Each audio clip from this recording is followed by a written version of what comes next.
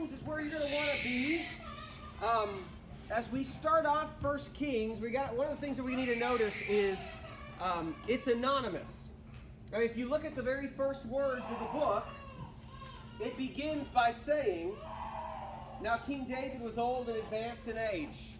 It doesn't begin by saying, "I, prophet such and such, write this book." It does not begin by saying these are the court records or anything like that. It's completely anonymous. And so that's important. So we don't really know who wrote it.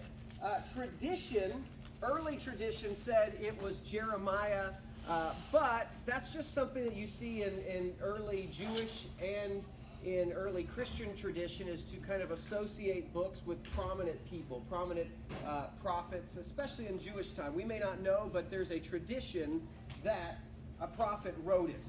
And so here we are. We don't really know who wrote it, but we do know that the book appears to be compiled with some sort of sources. So let me give you some references I want you to look at. I want you to think about what this will mean then to when this book was written. So if one of y'all wants to look at 1 Kings 11 verse 41, and then somebody else, if you'll do it, look at 1 Kings 14, that's verse 19, and then really not that far away is verse 29 of that one. Let's take a look at and see, what do we hear when we read these verses? What do we see in them? So if anybody's got 1 Kings 11 verse 41, go ahead and read that out. The rest of the events of Solomon's reign, along with all his accomplishments and his wisdom, are written in the book of Solomon's events. Okay, so we're going to write this to the side. We're not going to deal with it just yet, but this was called what? The book of, what was it, Solomon's events? Solomon's events. Okay. Now, somebody who had 14:19, what does that verse say? 14:19.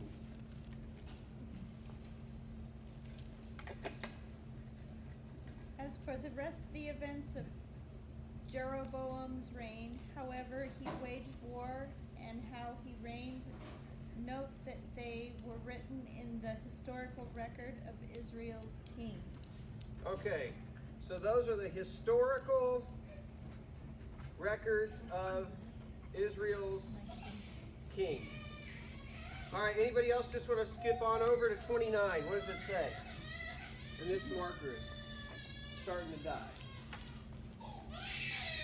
Verse 29. As for the other events of Rehoboam's reign and all he did, are they not written in this book of the annals of the kings of Judah?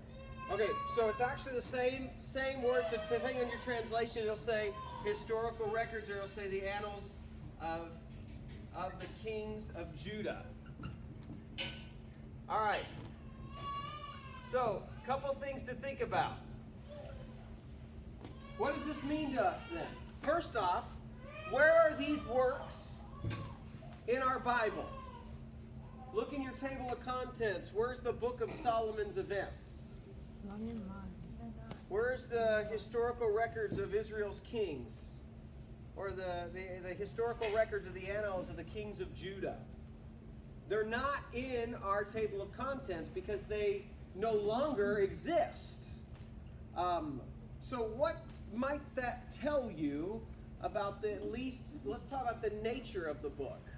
Because actually you'll see things like this often. As you start to read about the reigns of certain kings, they'll end that record by saying something like, is it not already recorded, or the rest of the events recorded in the records of the kings of Israel? Is it not already recorded in the records of the kings of Judah? If that is the case, what does that tell us then about the sources for this book? What do you think? What doesn't it tell us about, if we're looking at Solomon, does it have to do with Solomon? If we look at Judah, does it have to look at those So, people who were in authority and leaders, and isn't that? It does. So it's interesting. What it appears to be saying, though, is that there is a whole work that was included of everything that Solomon ever did. I mean, you think about this. He was a king. He had a lot of things that went on. There were people who that's their job, was to record everything that went on in his kingdom. There were kings, scribes who were associated with all of these kings. So there appears to be record books that had all this stuff in there, and it appears that some of these events are now taken out and then brought in to 1st and 2nd Kings, as if the writer of 1st Kings is taking these records, he's taking them, and he's now probably penning the narrative better with this in mind. Because obviously there was this stuff. Notice this didn't make it into our Bible.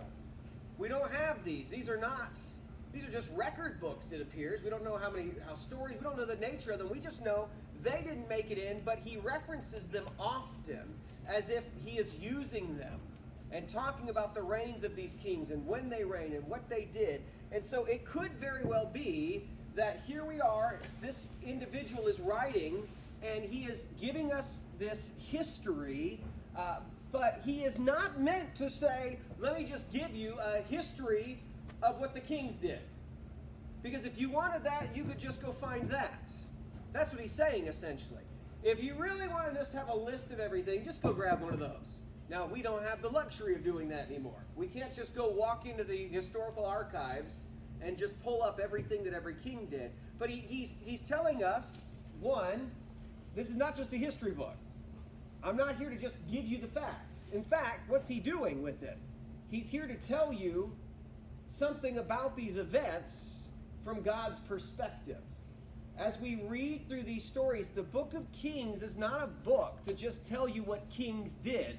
Otherwise, it would say, essentially it would be a copy and paste, and this king did this, and this king did this, and that was it. It's telling us, let me tell you about these kings. And some kings get a lot of time, some kings get a little bit of time. If you were to look actually at these this comes from a certain period in the life of Israel, in the 900 BC's time frame.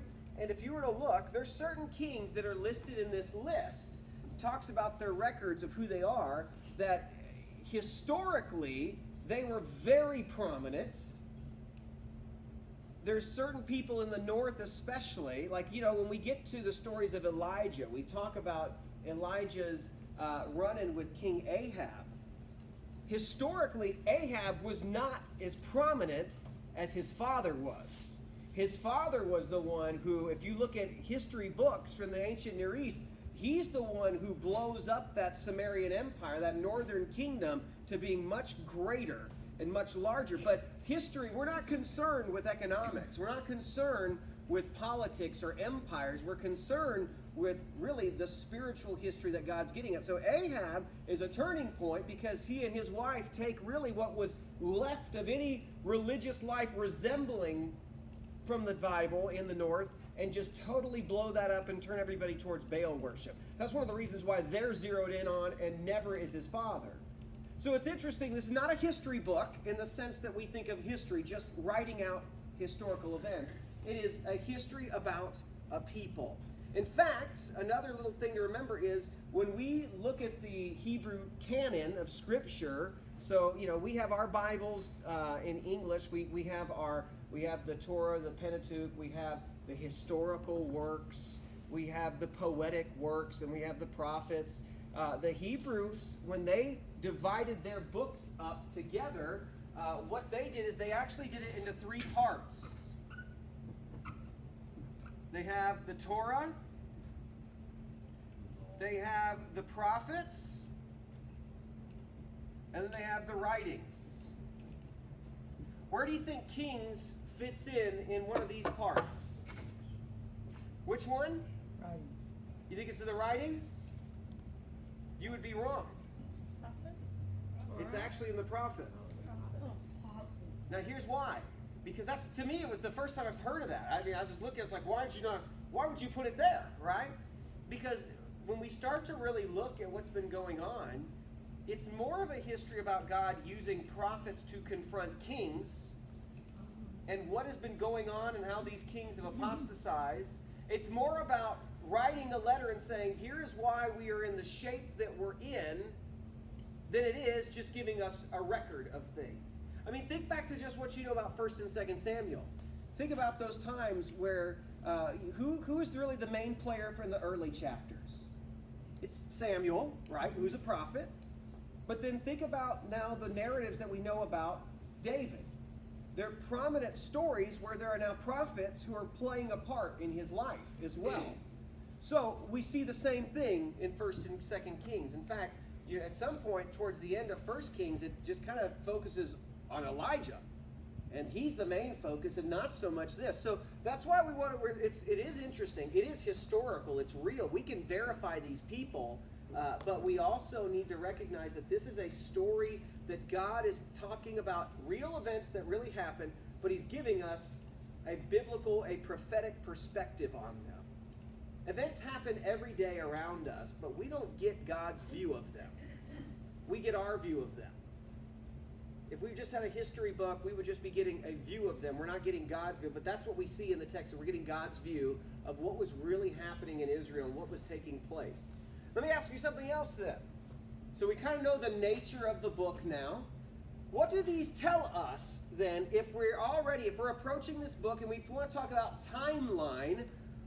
What would this kind of imply if these are referenced in our book? What would that talk about in terms of timeline? When was this book written? After all of them. After all of them. So in fact, it ends pretty much with, what do I have? The last real event that's found is in 2 Kings 25, 27 through 30. And by the way, it's one book. 1st and 2nd Kings are one book. They were divided by scroll. And so that's what they are. It's one unified work. It's not that they were separate and then they were bound together. It was one unified original scroll that they divided for space reasons. But the last event that we have is actually recorded in 2 Kings, is recorded in 586 BC. And so we know that it had to have taken place sometime after that, because we already know the last thing that happens is 586. He's now writing after that event and talking about everything together. Most of the perspective of this book is, Israel, this is why you ended up in captivity. If you read the end of the Pentateuch, specifically Deuteronomy, he tells the people, you're never going to be able to keep the commands. And he tells them, one day God is going to throw you into captivity, but one day when you seek him again, he'll bring you back.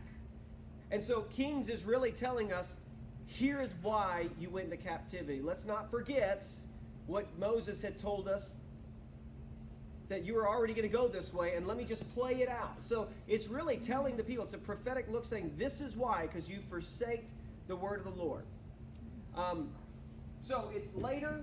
It's not just a historical work. It's very prophetic in that it is talking about, here is why you did what you need to do, and this is why you need to turn back to God.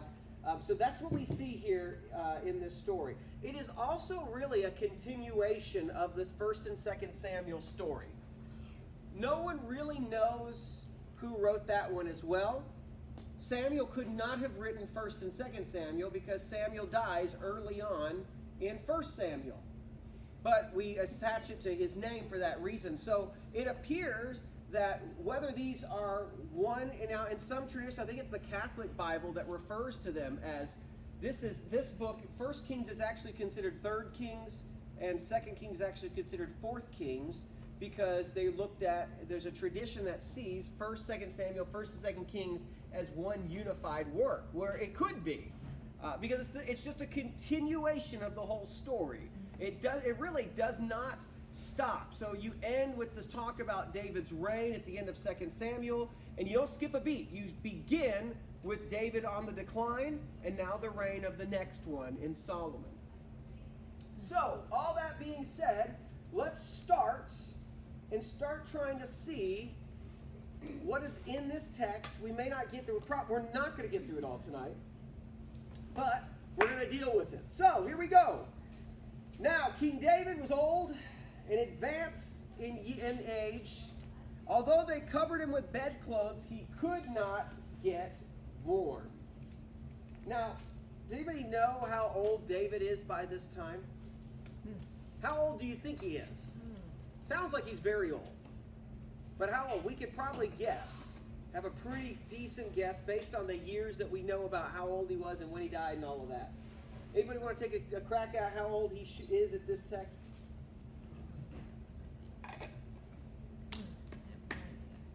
Okay. 120. Moses is really the last person to die at 120, by the way, in the Pentateuch, which is kind of an interesting thing of saying. I think it's, you look at that in God saying, my spirit's not going to rest with man for more than 120 years. And it's kind of interesting how the last person to be 120 in the Pentateuch is Moses. But that's a whole other thing. No, not 120. You want to know? It'll shock you. Let me see if I can find the answer here. Just use the verse here. It is, here, let's put the math together. I'm going to read these verses and then put the math together. You ready? David was 30. This is from 2 Samuel 5. So listen to these verses. David was 30 years old when he began his reign, and he reigned for 40 years. So he's probably anywhere from 69 to 70 years old at this point. That's it. He dies at 70. Wow.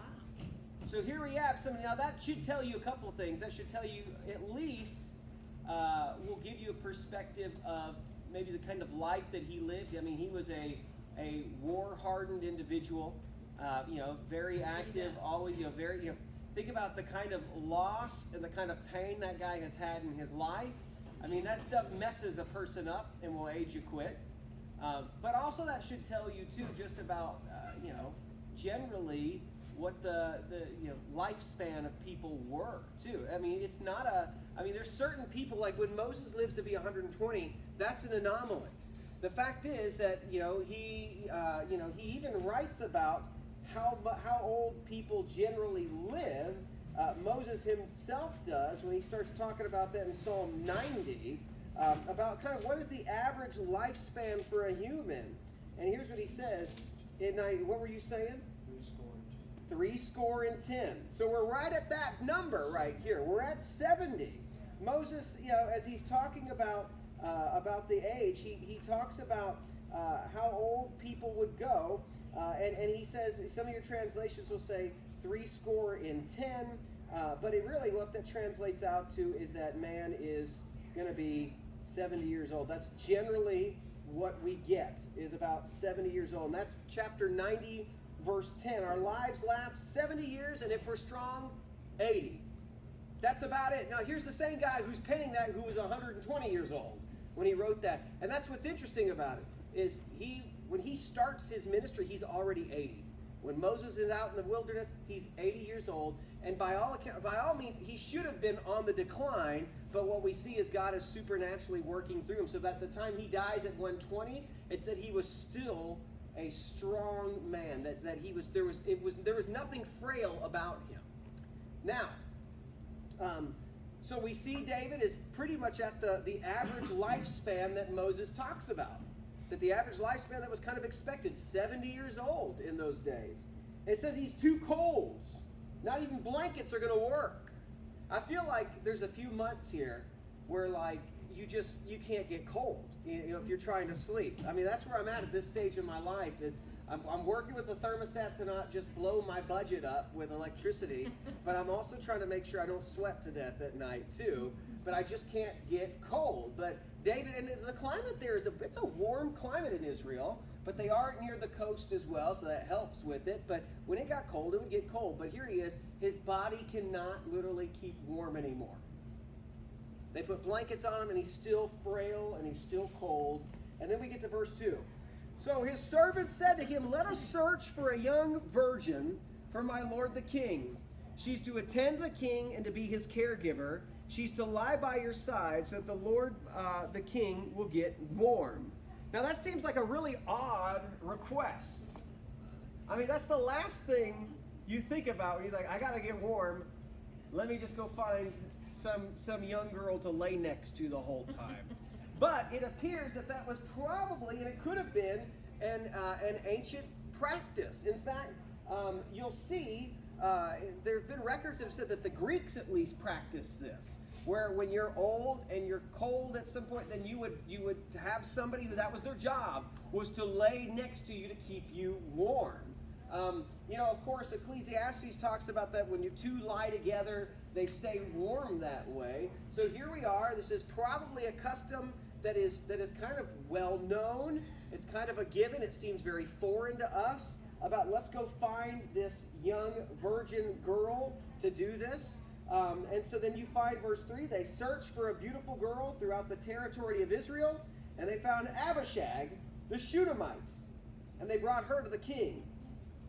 And the girl was of unsurpassed beauty, and she became the king's caregiver, and she attended to him, but he was not intimate with her. Let's talk about Abishag for just a second. She is a Shunammite, and Shunem is a city that would have belonged to the tribe of Issachar, and you actually see where it's located in the Joshua chapter 19. Now there are some who speculate that this same one is in fact the same one who is later spoken about in Song of Solomon, because she's not called a Shunammite there, but she is called a Shulamite, and you'll see that in Song of Solomon, and I'll read that to you just for a second, because there is a tradition that says that, or at least an interpretation that says that here is somebody, she was never intimate with King David. She was just there as a nurse, essentially, to keep him warm, and that here you are, you have the most beautiful girl in all the land. Those are always important details to the author. If looks are mentioned, it's a big deal. So it appears that maybe this is somebody that Solomon later would pursue. You find this is in Song of Solomon chapter 6. It says this, verse 13, "Come back to me, my Shulamite. Come back to me, come back, that we may look at you." So some have kind of seen that they're maybe talking about the same person, but that's speculation. They could be completely different people and really have nothing to do with each other. Now there's also an important detail that 4 puts in there, and it says David's not intimate with this young girl. So there's kind of two thoughts about why that is left in there. One of them is to just say, here is what the relationship is. It's not, she's more of a nurse. Some have also looked at that and to say, it's not, polygamy at that time is not out of the question. David had multiple wives, and there were concubines as well. And it's another way, some have speculated that it could be a way of saying that even this old guy is just too frail that he can't even be, nothing is even working enough for him to even be aroused. That's essentially what it would say, is that's not even work. She's the most beautiful person in all the land, and now he's laying next to her, and that's just, yeah. And that's some speculation. Now, it's in the text, and it's important for the author to write that out. So, as church people, we kind of say, what do we do with that? But it's there, and it's something that definitely they wanted to make sure people understood he was not. Those are not things we don't talk about often, but the author of Kings was making it very clear. It didn't happen. So at this point, the Shunammite girl is there as a nurse. She takes care of him. She warms him up. And that's pretty the only way he gets warm. Now, let's do it. Let's go a few more minutes. Let's see how far we can get. Verse 5. Now Adonijah, son of Haggith, kept exalting himself, saying, I will be king. Do we know who he is? He's calling himself that he's going to be king. Let's find out where he is in terms of line with the throne. So I'm going to erase something for just a second. And we're going to find, here is one of David's sons, Adonijah. And we want to know who was supposed to be king. So I heard Absalom was in there, right? Absalom's dead, right? But let's remember, if you think about this, listen to this. This is from 2 Samuel chapter 5, chapter 3. verse 3, here's what it says. So let's count these people up. Here are the sons born to David in Hebron. The first one was Amnon. Okay, so let's put Amnon up. Number 1. Now, anybody remember what happened to Amnon? He got murdered because, what did he do? He raped Absalom's sister. Okay? And so that was it. So that was the first was Amnon. And then you have this guy, Chileab. Now, here's what's interesting about this. We don't know. Remember, he is the son of Abigail. That's the one who was related to, her husband was Nabal, and David, when all of his men at that time, they were taking care of the sheep, and then Nabal was not going to help them at all. Nabal has essentially dies of a heart attack, and then David's like, this is the most wonderful woman. I want to bring her in. I want to marry her. And so he marries Abigail and has this son, Chileab. Okay? Let's keep him in mind.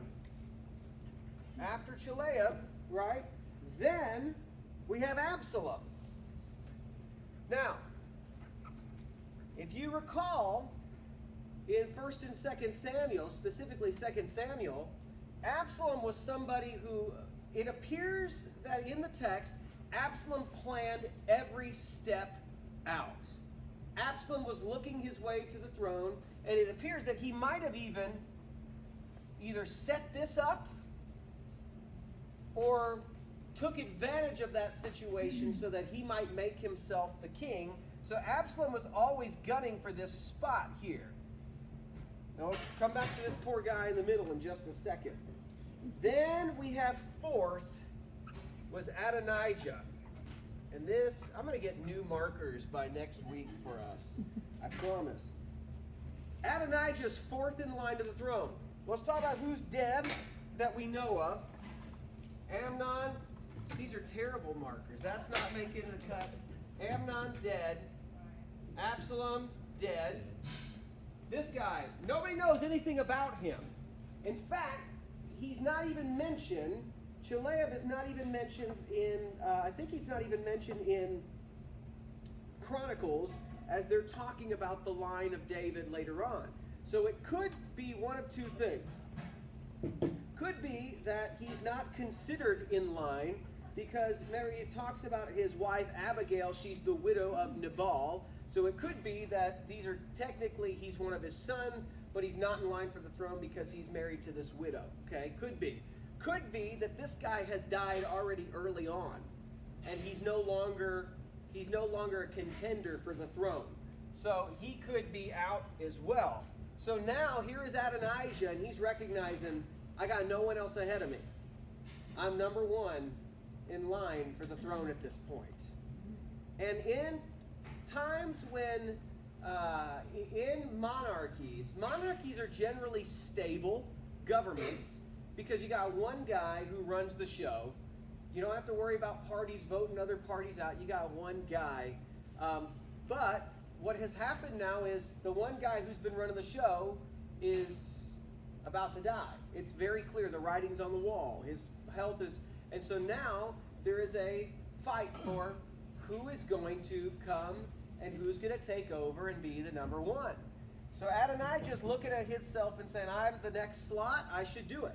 I know when I grew up overseas, when King Hussein of Jordan passed, there was a little bit of time where there was an iffiness of who was going to really take over. And it came down to his brother and his firstborn son. And eventually, there was nothing, it was not a skirmish or anything, but there was some question about what was going to take place. And eventually, it was the firstborn son, Abdullah, who came in, and so he's King Abdullah of Jordan. If you ever listen to that guy, too, you sound like, if you close your eyes, you sound like you're listening to some British guy talk, because he grew up in British schools, very Western country. So here we are, Adonijah, he knows he's the next slot, so to speak, he should be. Now, here's what we find, though. He says he kept exalting himself. So here he is, he thinks he should be king. He's talking about himself, I will be king, and he prepared chariots, cavalry, and 50 men to run ahead of him. Does anybody know what that sounds like? It sounds exactly like Absalom. We are going down now for it seems like a part 2 with just a different son. Listen to this. 2 Samuel chapter 15. After this, Absalom himself got a chariot, horses, and 50 men to run in front of before him. And he would get up early and stand beside the road leading to the city. And then that's when he was starting to steal the hearts away from the people. So here's the reader of 1 Kings is inviting us to say, I've heard of a moron doing something like this before. This is a no good guy. This is a guy who's acting just like his older brother. He's about to do the same thing. He's saying, I'm the one, I'm going to be king. And he's starting to try to show it off like it's already been set in place. I got these 50 people to run in front of me. And so here he is. He's also taking advantage of the fact that the dad is frail at this point. He's taking advantage and he's saying, I'm about to just kind of let's solidify and make this deal done. He's not waiting, which the process before was Samuel. He ordained Saul, and then Samuel also ordained David to the throne. So here he is. We once again see that these guys don't want to wait for anything spiritual. They're ready to take it for themselves as quickly as they can. Now then we get another verse here. But verse 6 says, but his father never once infuriated him by asking, why did you do that? In addition, he was quite handsome and was born after Absalom. So now we have a couple little details of what happened in this story. And what it appears to be saying is, one of the things that's wrong with this picture is, David never really parented Adonijah. It says he never infuriated him, meaning he never rebuked him. He never slapped him back down and said, hey, we're not doing this. Now, granted, I don't think he's talking about just this time. I don't think he's talking about, because I don't think he has any idea that Adonijah's doing this. I think the text is meaning to say that David never parented Adonijah. Must have been his buddy, or he was never around to do it. Now, this is the hard thing that you see with some of these great guys. They end up with just lousy kids. But one of the reasons is, as David was a weak parent, though, in this case. That's the text is making clear. This guy is messed up, and one of the reasons why is David never slapped him down. It also makes another detail in here, right, that he was also quite handsome. Absalom was handsome. Here, so he looks the part of a king. He should be king because he's royal. He's next in. Technically, he's the next oldest who's alive still, and he's handsome. You know, we want good-looking people to rule. We don't like ugly people ruling. We want someone who looks good on television. And that's truth, too, as you think about, everybody talks about the big debate between Kennedy and Nixon, right? Well, as soon as television was a part of it, and people saw Nixon, and then they saw Kennedy, what do they like? They like the good-looking, the more handsome, young-looking guy. Nixon didn't have a shot that time. And then later on, they fixed that problem because he got in. But that's just the thing. People are looking at what they're seeing. You know, back in the days before, if you didn't see them, you'd have a nice drawing about them, and you would think you'd imagine what they look like. But everybody in this kingdom is able to look at Adonijah and say, he's a handsome guy. He's a good-looking guy. He looks the part of a king. He's got all these people around him. He's definitely king-like. Now, here we go. We're going to finish the next verse. I think we'll be done here, and we'll stop for the... He conspired with Joab, son of Zeruiah, and with the priest Abiathar. They supported Adonijah. So remember, who is Joab? Joab is David's general. He's his general, and he's his nephew. And Joab is also a guy who David has had to kick out before because Joab is a very passionate, murderous individual. Joab is all about what is expedient. And Joab is all about he's loyal to the country, but he's willing to go behind David's back to do what Joab thinks needs to get done. And so Joab has killed many people, and he's also put the nation in crisis before because of his actions that he's had. So here we are, the old guard, the guy who's already been kicked out before once, and now he's back in place because his brother died, so by default he's put back in. He's a brutal, strong, war-hardened individual. He supports Adonijah. And then we also see Abiathar, the priest. Now, here's what's interesting about this. Abiathar is a descendant of Eli. And in the early parts of 1 Samuel, a prophecy is given to Eli because Eli was the high priest, and the way that he was running the tabernacle was so bad. God said, you're going to lose it. You've lost it. Somebody else is going to take the place. No one from your line will ever be high priest. And so we've been watching in the book the whole time how still there's a relative of Eli. He's still in power, but now all of a sudden we know towards the end of 2 Samuel there's another guy who's sharing the high priest now, the priestly duties with Abiathar. But now what we see is that we have the old general, and we have a guy who's from a cursed line who are now supporting Adonijah. Notice who's not in it. Look what it says, verse 8. Now the priest Zadok, who is this new line that's been brought in, Zadok, Benaiah, son of Jehoiada, he's also son of a priest there. Now Jehoiada was the guy who was over these, over the mighty men. He was over some of like the guys who were mercenaries, essentially, a really mighty, strong mercenary army of guys who had essentially become Jews, but they were from other countries and they loved being with David. That's Benaiah. The prophet Nathan, Shimei, Ray, and David's royal guard, or some would say that David's mighty men, did not side with Adonijah. So now you got to look at the lines that are being drawn here. And the lines seem to be this. For Adonijah, who's on his side, you got Joab. If you want to get it done militarily, you want to pick a guy like that. And then you've got kind of, a guy who, there's not much, we don't know, he's not a bad guy, but he's from somebody that in the text we know at some point his line's supposed to go away. He's not going to be the player anymore. And then pretty much on this side, this is a terrible marker. I don't know how many times I've said that tonight. You have, The green one. I don't know if I would mess that up. Let's do this. You have a prophet. You also have a priest. You have David's mighty men. They're not in on this. They're not in on this plan. It should tell you something about whose side is really the good side and who's the bad side. I mean, really, sometimes when you want to know who's in the right and who's in the wrong, you want to look at the players lined up beside each one, and that should generally give you an understanding of how this is going to go down, or which one you would say. If you were to pick who would you want to place your hat in with. And so in this case, we find that they're not involved with this. They're not part of this plan. They don't like it. Let me do this, and we'll finish up here. Adonijah sacrificed sheep and goats and cattle, and fattened cattle near the stone of Zoheleth, which is next to En Rogel.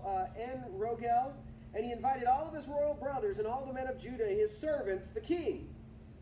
But he did not. So he's having this big party, probably to kind of get everybody involved and to kind of kick off his reign, get people excited that we're about to do this. And Absalom, remember, he did this, invited all of his brothers, had this big sacrifice as well. Very similar story.